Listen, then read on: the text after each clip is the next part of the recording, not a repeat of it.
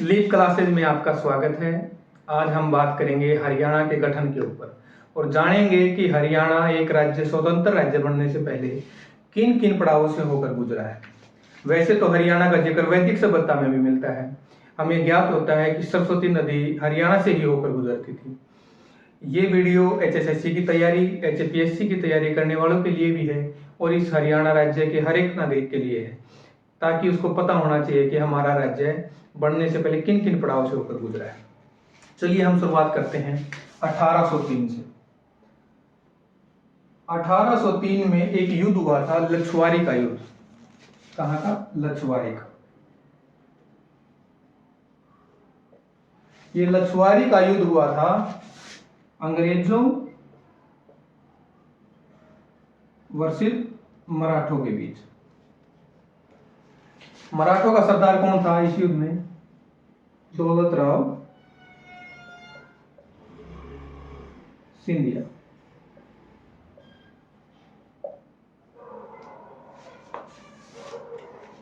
दौलतराव सिंधिया की इस युद्ध में हार हो गई और एक संधि की गई अंग्रेजों और मराठों के बीच। इस संधि का नाम है सुरजी अजन की संधि। इस संधि में क्या कहा गया कि हरियाणा का एरिया मराठों के अधिकार क्षेत्र से निकलकर अंग्रेजों के अधिकार क्षेत्र में आ गया। और उन्होंने क्या किया, 1803 में अंग्रेजों ने हरियाणा को अपने अधीन कर लिया।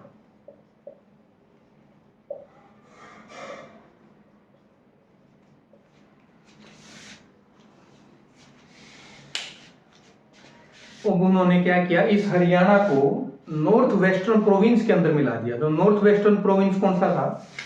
हरियाणा को कहां मिला दिया? नॉर्थ वेस्टर्न प्रोविंस में।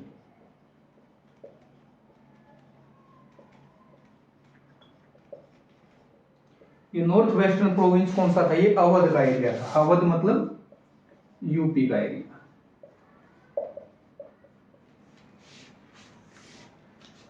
इसमें मिलाए जाने के बाद अब हम आते हैं 1857 की क्रांति के ऊपर।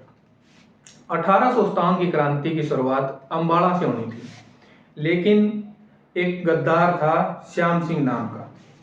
उसने अंग्रेजों को जाकर बता दिया कि ये अंबाला से क्रांति की शुरुआत होने वाली है, और इसलिए अंबाला की क्रांति की जो शुरुआत अंबाला से होनी थी, 1857 की क्रांति की शुरुआत जो अंबाला से होनी थी, उसकी शुरुआत मेरठ से की थी। मेरठ से क्रांति की शुरुआत।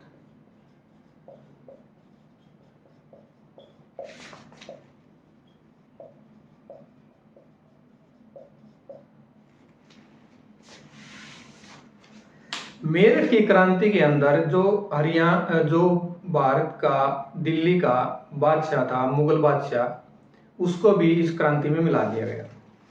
और इसके मिलाए जाने के कारण जो पंजाब के एरिया वाले लोग थे वो समझते थे कि इस मुगल ने हमारे पांचवें गुरु अर्जुन देव, मैं साफ कर देता हूं,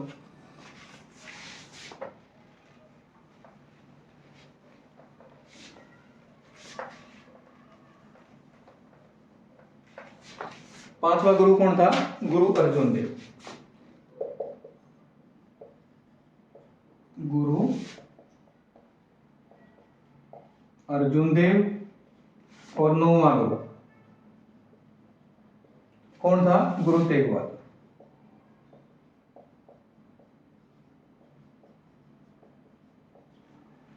इसकी हत्या मुगल शासकों ने करवाई थी, इसलिए पंजाब के क्षेत्र वाले आदमियों ने इस 1857 क्रांति में इतना बढ़ चढ़कर भाग नहीं लिया। अब अंग्रेजों ने क्या किया, जो ये 1857 की क्रांति इतनी लोगों ने इसमें इतना बढ़ चढ़कर भाग लिया, यूपी और हरियाणा के क्षेत्र वाले लोगों ने, तो उन्होंने क्या सोचा, अवध से हरियाणा को निकालकर कहां मिला दिया? पंजाब के क्षेत्र में मिला दिया।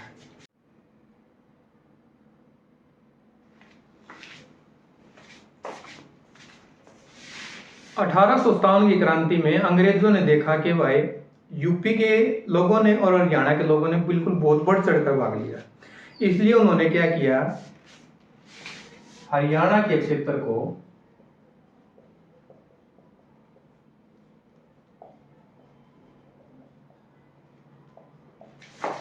पंजाब में मिला दिया।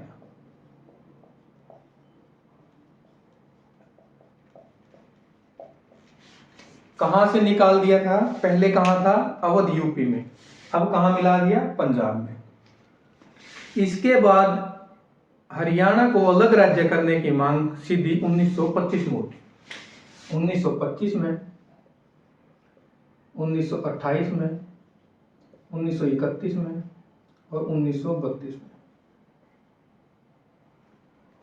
1925 के अंदर एक ऑल इंडिया मुस्लिम लीग का एक सदस्य था पीरजादा मोहम्मद हुसैन। उसने मतलब ये प्रस्ताव रखा कि हरियाणा को पंजाब से निकालकर दिल्ली में मिला देना चाहिए। किसने? ऑल इंडिया मुस्लिम लीग का सदस्य था पीरजादा मोहम्मद हुसैन।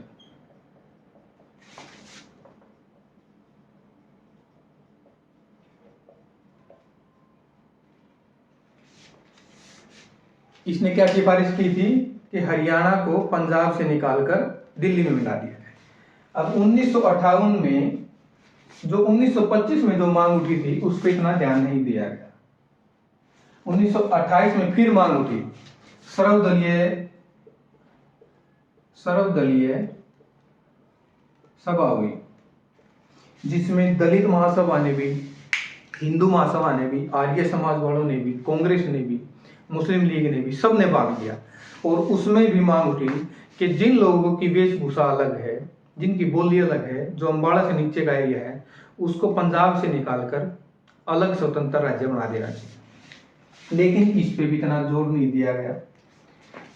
1931 में राउंड टेबल कॉन्फ्रेंस हुई थी। उसमें भी लंदन के अंदर जो एक सेक्रेटरी था जोफरी नाम का, उसने भी ये मांग उठाई कि हरियाणा को एक अलग राज्य बना देना चाहिए पंजाब से अलग करके। कौन था? एक सेक्रेटरी था।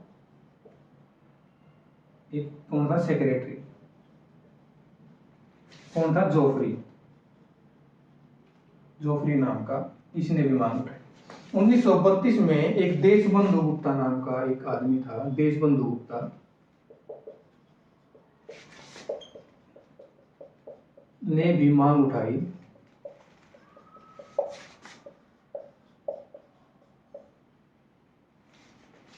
क्या मांग उठाई कि हरियाणा को स्वतंत्र राज्य बना देना चाहिए।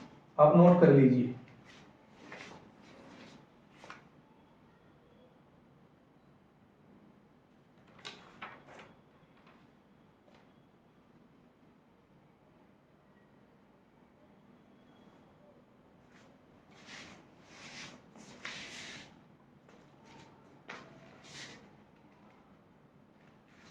स्क्रीनशॉट ले लेना भाई।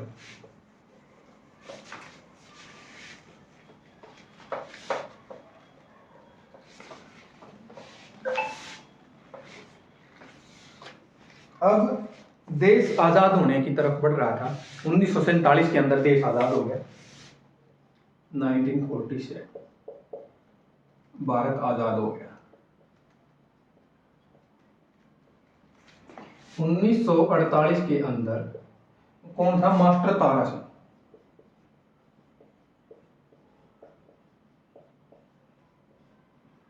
ये कौन था? एक रिलीजियस लीडर था, धार्मिक गुरु था।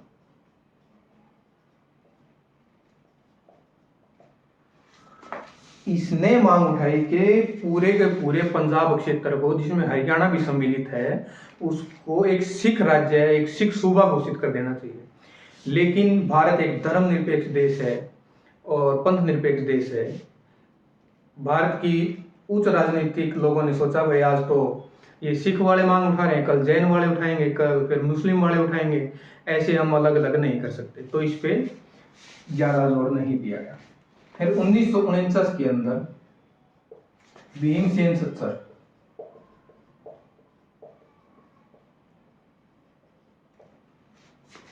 सीएम बने। 1949 के अंदर भीमसेन सत्सर सीएम बने। 1949 में ही एक फार्मूला आया, सत्सर फार्मूला।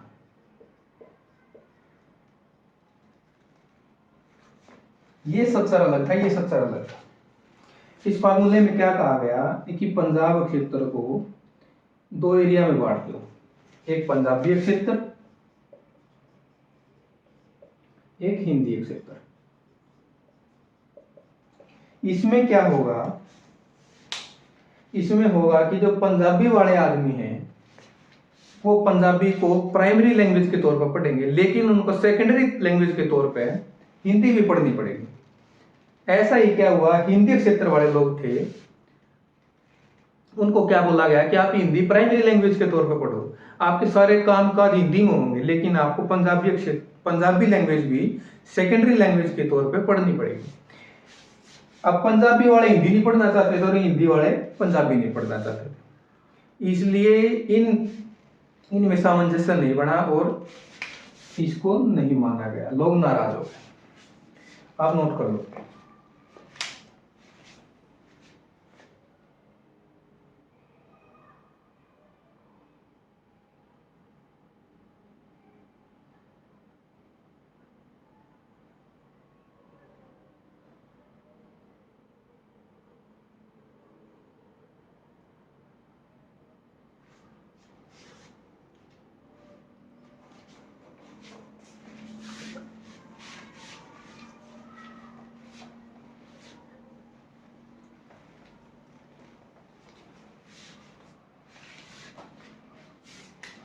फिर क्या हुआ, 1953 के अंदर एक फजल अली आयोग आया।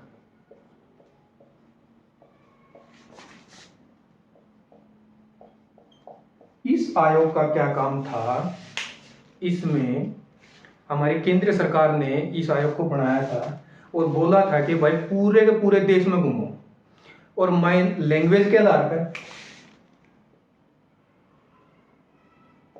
और माइनॉरिटी के आधार पर, लैंग्वेज और माइनॉरिटी के आधार पर यह देखो कि कितने राज्य और कितने केंद्र शासित प्रदेश हमें बनाने चाहिए। अब ये फजल अली आयोग देश में घूमता घूमता हरियाणा में भी आया। हरियाणा में लोगों ने इनकी बहुत खातिरदारी करी, भिवानी वाले एरिया में आया था ये। लेकिन जब इसने अपनी रिपोर्ट सौंपी 1956 के अंदर, हरियाणा वालों को ये कहेगा था हाँ हाँ मैं आपका एक अलग राज्य जरूर बनाऊंगा, लेकिन 1956 के अंदर जो रिपोर्ट आई फजल अली आयोग की, उसमें क्या इसने 14 राज्य बनवाए और 6 केंद्र शासित प्रदेश।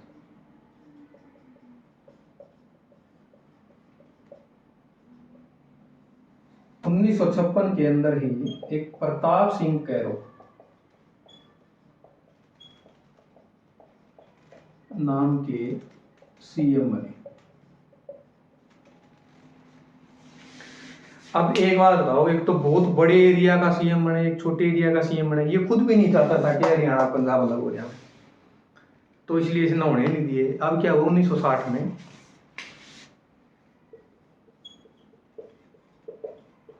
संत फतेह सिंह, ये भी रिलीजियस लीडर थे।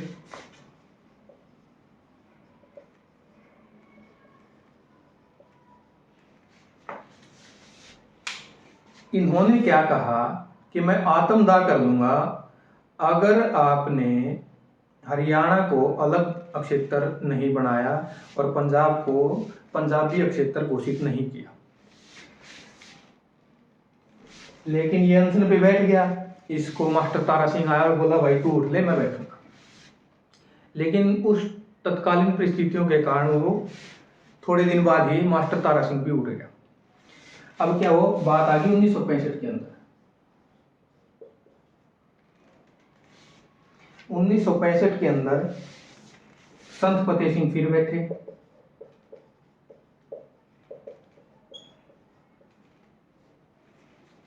संत फतेह सिंह बैठे तो 1965 के अंदर ही अपना पाकिस्तान से युद्ध हो गया।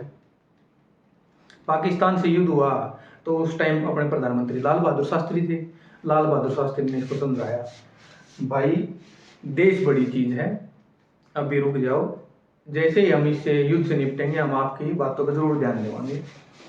तो संत फतेह सिंह ने 1965 में समझावा है कि देश अपना प्रायोरिटी में है, नया राज्य तो फिर बाद में बन जाएगा।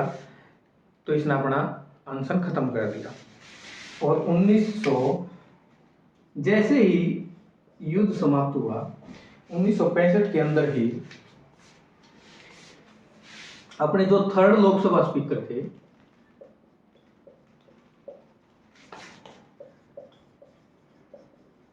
कौन थे? सरदार हुकुम सिंह। ये कहाँ के थे? पटियाला के थे। इनकी अध्यक्षता के अंदर गुलजारी लाल नंदा जो तत्कालीन प्राइम मिनिस्टर थे, गुलजारी लाल नंदा ने सरदार हुकुम सिंह की अध्यक्षता में एक संसदीय समिति बनाई। नोट कर लो भाई।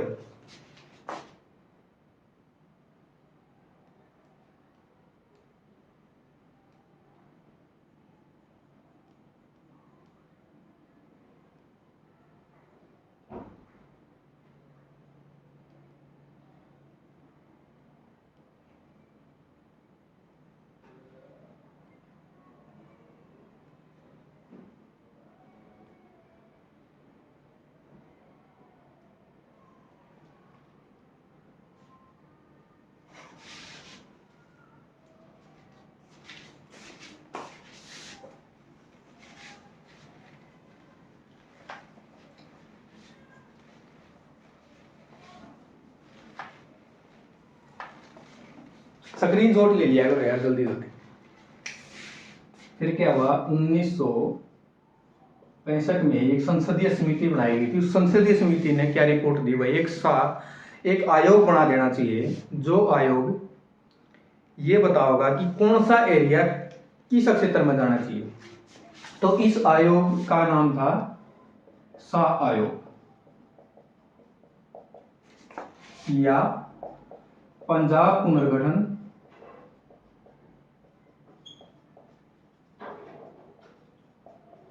सीमा आयोग। ये अप्रैल 1965 के अंदर बना, 23 अप्रैल 1965। इसमें जो शाह आयोग था ये जस्टिस थे, रिटायर्ड जस्टिस। इसमें कौन कौन और इसके 2 सदस्य होते? शाह जेसी शाह, एक MM फिलिप और तीसरा कौन था? जेसी शाह, MM फिलिप और एक था S दत्त। इस S दत्त ने बोला कि हरियाणा के अंदर चंडीगढ़ को नहीं मिलाना चाहिए। S दत्त ने क्या कहा? चंडीगढ़ को हरियाणा में सम्मिलित नहीं करना। इस S दत्त थे जो अपने, अब इन्होंने 31 मई 1965 को रिपोर्ट सौंप दी। ये 23 अप्रैल 1966 को, भाई यहाँ पे नोट कर लेना, 23 अप्रैल 1966। 31 मई 1966 को एक रिपोर्ट सौंपी गई जिसमें इन्होंने बताया कौन सा एरिया क्षेत्र विभाजन कर दिया, कौन सी तहसील कहां जाएगी, कौन सा एरिया कहां जाएगा। और 1 नवंबर 1966 को हरियाणा 18वें संविधान संशोधन के तहत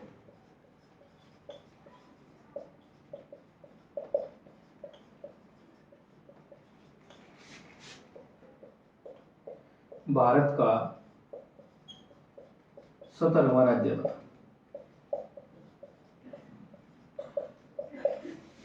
कौन सा राज्य बना? 17वां राज्य बना। ये हरियाणा के बनने की एक कहानी थी, एक उसका पड़ाव था। मुझे उम्मीद है कि आपको ये वीडियो अच्छी लगी होगी। इसमें डेट्स थोड़ी ज़्यादा हैं, आप 2-3 बार इस वीडियो को ज़रूर देख लेना। एक कहानी के तौर पे इसको सुन लेना, 2-3 बार सुनोगे आपको पक्का याद हो जाएगा। और 1 या 2 नंबर का HSSC के अंदर इसमें से ज़रूर आएगा और आज तक आता भी रहा है। मैं उम्मीद करता हूँ आपको समझ में आ गया होगा। मेरे चैनल को लाइक शेयर सब्सक्राइब करें। डेली मैं आपको एक वीडियो HSSC से रिलेटेड दिया करूँगा, बिल्कुल सीरीज वाइज।